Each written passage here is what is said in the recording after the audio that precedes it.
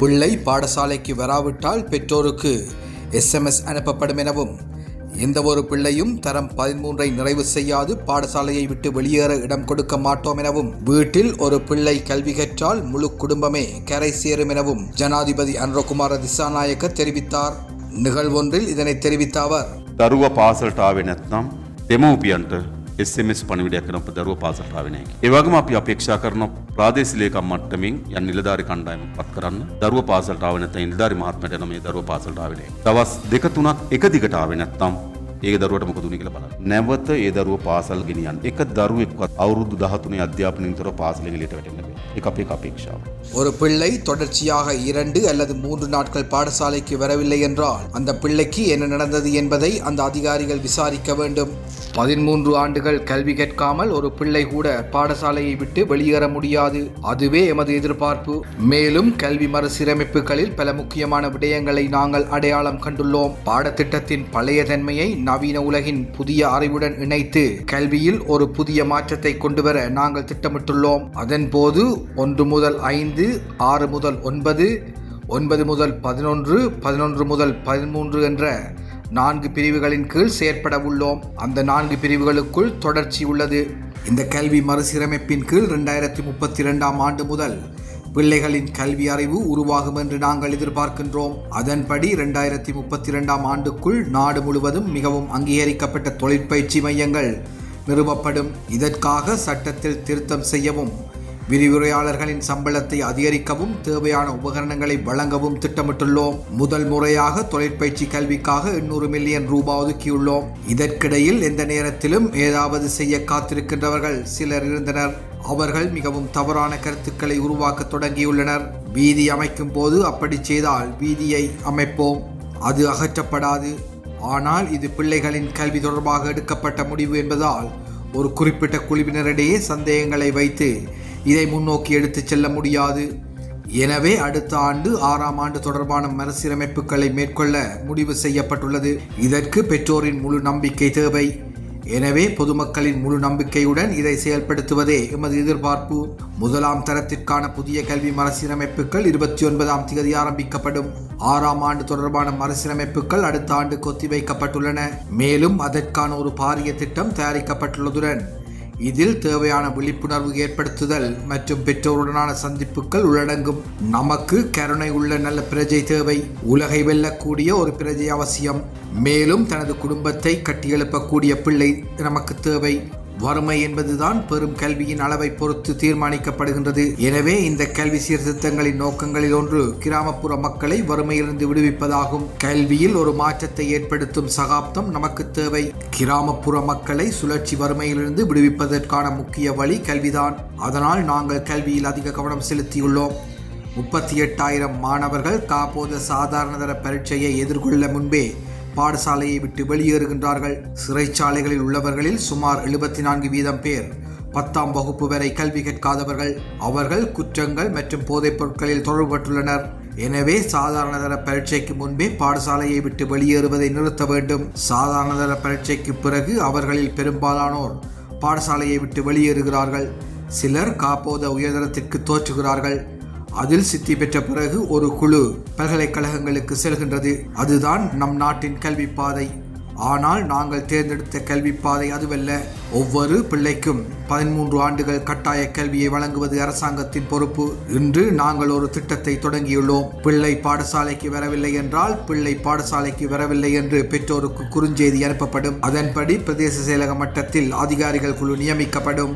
ගම්වල කියමනක් තියෙනවා ගෙදර කොල්ලෙක් ඉගෙන ගත්තොත් ගෙදරම ගොඩ යනවා කියලා. එක දරුවෙක් ඉගෙන ගත්තොත් ගෙදරම ගොඩ යනවා. නිසා අධ්‍යාපනය තමයි අපේ ආණ්ඩුවේ වැඩිම අවධානය යොමු කරලා තිබෙන්නේ. අපේ අධ්‍යාපනයේ තිබෙන ප්‍රශ්නයක් තිබෙනවා. මම දත්ත අරගෙන බැලුවා. ඕලෙවල් විභාග ලියන්න කලින් ළමුන් 38000 පාසල් හැර යනවා. ඕලෙවල් විභාග ලියන්න කලින්.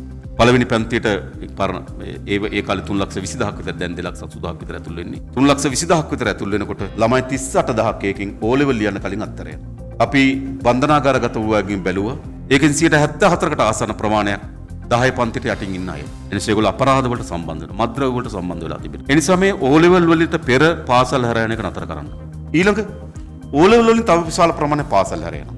ඉතින් ඉතුරු වෙච්ච ප්‍රමාණයක් තමයි A level වලට යනවා. A level වලින් යම් පාස් වෙන ප්‍රමාණයක් විශ්වවිද්‍යාලයක්. ඔක තමයි අපේ අධ්‍යාපන මාවත. නමුත් අපි තෝරන අධ්‍යාපන පාර ඒක නෙවෙයි. අනිවාර්ය ලෙස අවුරුදු 13ක අධ්‍යාපනය ලබා දෙන එක ආණ්ඩුවේ වගකීම. முன்னாள் ஜனாதிபதி மஹிந்த ராஜபக்ஷவின் மனைவி சிரந்தி ராஜபக்ஷவுக்கும் அவரது மகனும் பாராளுமன்ற உறுப்பினருமான நாமல் ராஜபக்ஷவுக்கும் பிப்ரவரி மாதம் 3ஆம் திகதி குற்றப்புலனாய்வு திணைக்களத்தில் முன்னிலையாகுமாறு அழைப்பு விடுக்கப்பட்டுள்ளது. மஹிந்த ராஜபக்ஷ ஜனாதிபதியாக இருந்த காலத்தில் சிறிலிய என்ற பெயரில் பயன்படுத்திய வங்கிக் கணக்கு தொடர்பில் போலீஸ் நிதி குற்றவியல் பிரிவினரால் மேற்கொள்ளப்பட்டு வரும் விசாரணைகள் தொடர்பில் வாக்குமூலம் வழங்குவதற்காக சிரந்தி ராஜபக்ஷ ஜனவரி மாதம் 27ஆம் திகதி குற்றப்புலனாய்வு திணைக்களத்தில் முன்னிலையாகுமாறு அழைக்கப்பட்டிருந்தார். ஆனால் தனிப்பட்ட விடயம் காரணமாக சிரந்தி ராஜபக்ஷ ஜனவரி மாதம் 27ஆம் திகதி அன்று குற்றப்புலனாய்வு திணைக்களத்தில் முன்னிலையாகவில்லை. இதனால் பிப்ரவரி மாதம் 3ஆம் திகதி குற்றப்புலனாய்வு திணைக்களத்தில் முன்னிலையாகுமாறு சிரந்தி ராஜபக்ஷவுக்கும் நாமல் ராஜபக்ஷவுக்கும் மீண்டும் அழைப்பு விடுக்கப்பட்டுள்ளமை குறிப்பிடத்தக்கது.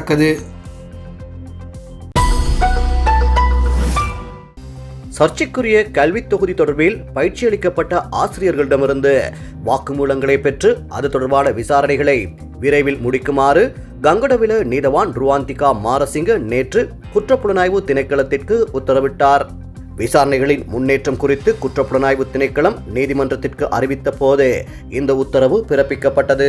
புதிய கல்வி சீர்திருத்தங்களின் கீழ் தரம் 6 ஆங்கில பாடத்தொகுதியில் சிறுவர்களுக்கு பொருத்தமற்ற இணையதளம் ஒன்றின் பெயர் குறிப்பிடப்பட்டுள்ளமை தொடர்பில் குற்றப்புலனாய்வு திணைக்களம் விசாரணைகளை மேற்கொண்டு வருகிறது. இது தொடர்பில் அத்திணைக்களம் கங்கடவில நீதவான் நீதிமன்றத்தில் விடயங்களை அறிக்கையிட்டிருந்ததுடன் நீதிமன்றத்தின் அறிவிப்புக்கு அமைய விசாரணைகளின் முன்னேற்றத்தை அதன் அதிகாரிகள் நேற்று நீதிமன்றத்திற்கு அறிவித்தனர். வழக்கின் இடையீட்டு தரப்பு சார்பாக ஆஜரான ஜனாதிபதி சட்டத்தரணி மைத்ரி குணரத்ன குற்றப்புலனாய்வு திணைக்களம் விசாரணைகளை மந்தகதியில் முன்னெடுப்பதாக குற்றம் சாட்டினார். கல்வி அமைச்சர், அமைச்சின் செயலாளர் உள்ளிட்ட அனைவரும் பொறுப்பு கூற வேண்டிய இந்த சந்தர்ப்பத்தில் 2 அதிகாரிகளின் சேவையை மட்டும் இடைநிறுத்தி இதனை ஒரு சாதாரண செயலாக காட்ட முனைந்ததாகவும் அவர் தெரிவித்தார். அத்துடன் சர்ச்சைக்குரிய தொகுதியின் 51 மற்றும் 52ஆம் பக்கங்களில் குறித்த இணையதளம் பற்றி குறிப்பிடப்பட்டுள்ள போதிலும் குற்றப்புலனாய்வு திணைக்களம் நீதிமன்றத்தில் சமர்ப்பித்த அறிக்கையில் அந்த பக்கங்கள் 47 மற்றும் 48 என குறிப்பிடப்பட்டுள்ளதாகவும் அவர் சுட்டிக்காட்டினார். விசாரணை அதிகாரிகள் அத்தொகுதியொன்றை நீதிமன்றத்தில் சமர்ப்பித்து சர்ச்சைக்குரிய இணையதளம் தொகுதியின் 47 மற்றும் 48ஆம் பக்கங்களிலேயே குறிப்பிடப்பட்டுள்ளதாக தெரிவித்தனர். குற்றப்புலனாய்வு திணைக்களம் நீதிமன்றத்தில் சமர்ப்பித்த அறிக்கையில் உள்ள தொகுதி 2025 டிசம்பர் 23ஆம் திகதி அச்சிடப்பட்ட ஒன்று எனவும் அந்த அதிகாரிகள் தெரிவித்தனர். எவ்வாறாயினும் ஆசிரியர்களுக்கு பயிற்சி அளிக்க பயன்படுத்தப்பட்ட தொகுதி அதுவல்ல எனவும் வேறொரு தொகுதியையே அதிகாரிகள் நீதிமன்றத்தில் சமர்ப்பித்துள்ளதாகவும் இடையீட்டு தரப்பு சட்டத்தரணிகள் மீண்டும் நீதிமன்றத்தில் தெரிவித்தனர். அந்த 2 தொகுதிகளையும் சான்று பொருட்களாக நீதிமன்றத்தில் சமர்ப்பிக்குமாறு இதன் போது நீதவான் உத்தரவிட்டார். சம்பவம் தொடர்பில் 2 அதிகாரிகளின் சேவை இடைநிறுத்தப்பட்டுள்ளது ஏன் என பின்னர் நீதவான் அதிகாரிகளிடம் கேள்வி எழுப்பினார். இதற்கு பதிலளித்த விசாரணை அதிகாரிகள் தொகுதியை தயாரித்த 2 அதிகாரிகளே இவ்வாறு பணி இடைநிறுத்தப்பட்டுள்ளதாகவும் கல்வி அமைச்சின் உள்ளக விசாரணையின் அடிப்படையில் இது மேற்கொள்ளப்பட்டுள்ளதாகவும் தெரிவித்தனர். சர்ச்சைக்குரிய சம்பவத்தின் போது கடமை ரீதியான கவனக்குறைவு ஏற்பட்டுள்ளதா அல்லது வேண்டுமென்றே செய்யப்பட்ட செயலா, இதன் மூலம் பொது சொத்து துஷ்பிரயோகம் இடம்பெற்றுள்ளதா என்பது தொடர்பில் இத்தொகுதி தொடர்பில் பயிற்சி பெற்ற ஆசிரியர்களிடம் வாக்குமூலம் பெற்று விசாரணைகளை விரைவாக முடிக்குமாறு நீதவான் அந்த சந்தர்ப்பத்தில் குற்றப்புலனாய்வு திணைக்களத்திற்கு அறிவித்தார். சம்பவம் தொடர்பில் கல்வி அமைச்சின் செயலாளர் மீது சந்தேகம் நிலவுமாயின் அவரும் இதில் ஒரு சாட்சியாளராக இருக்க வேண்டும் எனவும் நீதவான் இதன் போது கூறினார். அத்துடன் விசாரணைகளின் முன்னேற்றத்தை எதிர்வரும் பிப்ரவரி 20ஆம் திகதி நீதிமன்றத்தில் அறிக்கையிடுமாறும் கங்கடவில நீதவான் ருவாந்திகா மாரசிங்க உத்தரவிட்டார்.